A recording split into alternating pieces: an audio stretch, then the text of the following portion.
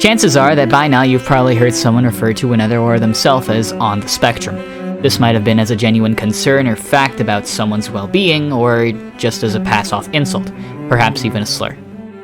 This is likely in reference to the autism spectrum, used to determine different kinds of autism spectrum disorders, or ASDs. Now, if you've never seen the autism spectrum, there's two models that people like to use. The first one is the scaling line. It's simple, nice and clean, and doesn't really need explanation. In fact, I can probably just leave it here and you guys will understand. Taking it in? Good, because we are now throwing it into the wood chipper. It's not only incredibly vague and blatantly inaccurate, it's actively insulting to call people more or less autistic. It's like, you, that person right there that this finger is pointing at, you're generally smarter than this person over here. Am I gonna say how? Nope, but you are.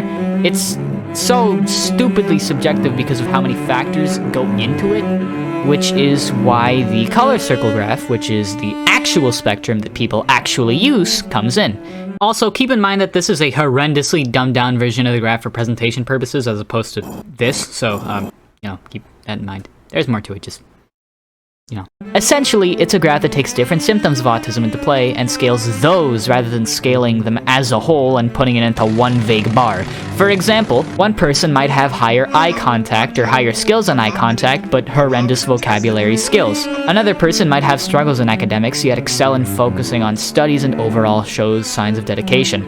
Any person to some extent is able to be put on the spectrum, which is good, considering that's what the designers of this thing probably had in mind.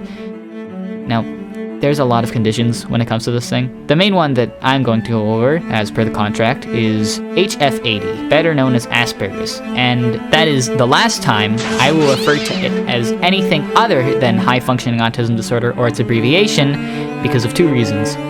One, because, well, you know what it sounds like. And second, for...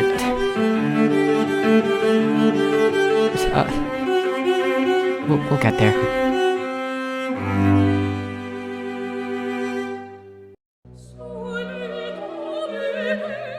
See, the thing about HFAD is that it shows the spectrum's purpose beautifully. This is because when you see someone with Asperger's for the first time, say, I don't know, in a classroom, they'll probably look completely normal, studying just like all the other kids. Then recess hits and they don't talk to anybody unless somebody else starts conversation. And the conversations that this kid has always go one of two ways. Either the kid continues talking with everybody slowly leaving, or the kids around him are completely engrossed and amazed while this formerly quiet kid goes off about some obscure, underrated niche video game that no one's ever heard of. Thing is, as the teacher, you know this kid is incredible in certain subjects, but you don't know why. Then you decide to go into some further research, and this kid rocks at math, science, and art, but nothing else. So you ask this kid what he does in his free time, and he says he codes! This kid's in 7th grade, by the way, and he's coding in P++ or whatever, and he's making good basic games featuring characters you've seen before. This is a prime example of something like HFAD. It's for two major reasons. One, the social aspect. Let's put this on the spectrum really quickly. As I mentioned earlier, it puts it into play perfectly here. Grades, real high in some cases, average in others. That already puts him above average in terms of grades. In terms of the social aspect, he's real apathetic and can't really manage verbally without cues. Dude, when he's in the zone, he is tunnel visioned. He is zoned in beyond belief. This could actually be due to the second reason, which is the very blatant proof of something called hyperfixations. Hyperfixations basically occur when a person is seen to be so stupidly engrossed in something that to an outsider might look completely unreasonable or pointless. They're also a prime symptom in HFAD, and autism as a whole.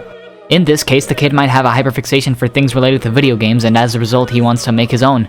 But there's so many possible hyperfixations that someone with this condition could have, whether they be on the more creative side or exploring more scientific subjects.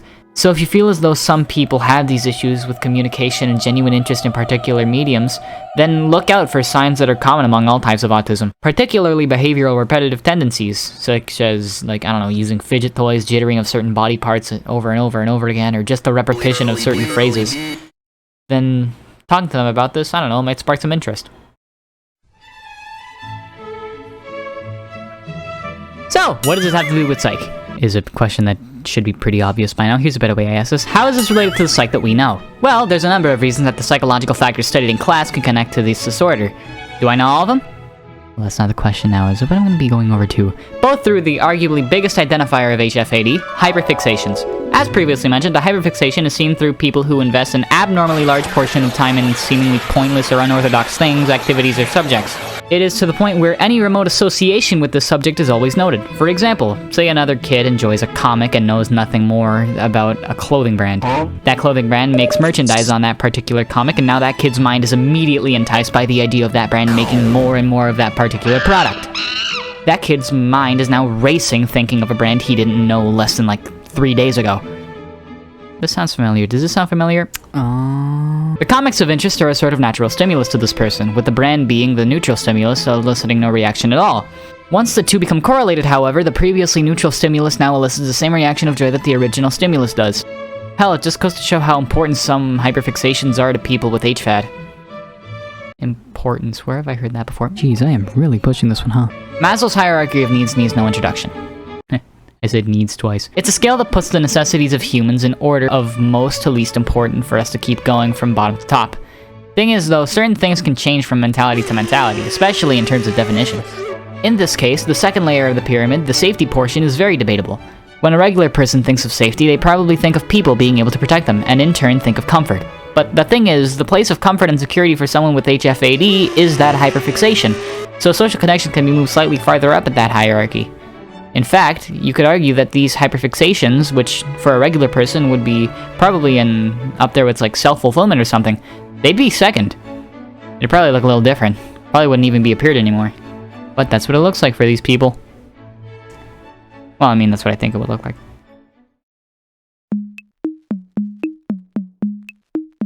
Now, what I'm assuming here is that people in this classroom are smarter than to just watch this video and assume that they have this condition. On the off chance that you aren't, get that thought out of your head. You are not a professional. I am not a professional. I got this information off of the internet, alright? Listening to me and thinking you had this condition right off the bat is the same as deciding your personality based off of like an astrology sign or something. Or a BuzzFeed quiz. Or one of these three men. Please, if you feel as though you've been convinced to check yourself out after this, I recommend it in this specific order. Psychologists are always first when looking for mental judgments. Recommendation is to let them know what you think is up and then to let them know what's been going on with you. And let their better judgment, their professional judgment, decide. From there, if your psychologist feels as though you have something of a point, you'll probably be referred to a mental pediatrician who should be able to properly diagnose you for the condition as they specialize in those. However, considering this is indeed a condition, you might be finally transmitted to a psychiatrist for medicine, at least depending on the severity of your condition. Among the possible medicines diagnosed are mostly antidepressants and any drugs meant for attention deficits. I wanted to talk about Hans Asperger in more detail, but I don't have a lot of time left. Just know that he was a man whose studies were very controversial, and he ended up working under very bad people. As a result, he gets a bad rap. Whether or not this bad rap is deserved, we'll never know. We just know that he worked for... well, frankly, he worked for the Third Reich. But here's the thing. Hitler's a moron. I don't know if I need to tell anybody this. I hope not. Mainly because a perfect ideology of a perfect people is idiotic, and this guy is known for far, far worse things. There are many people of that age, of previous ages, and of the future age that will make incredible changes in media, science, and so many other things to come. It goes to show that just because somebody is a little different mentally, just because they might be a little harder to talk to, or because they seem a little crazy to be attached to one thing, they're just like you and I at the end of the day. Nothing can change that. Now, if you excuse me, I'm gonna go get diagnosed for a thing I definitely have, and I am totally, absolutely 100% sure. God, okay. Deserved.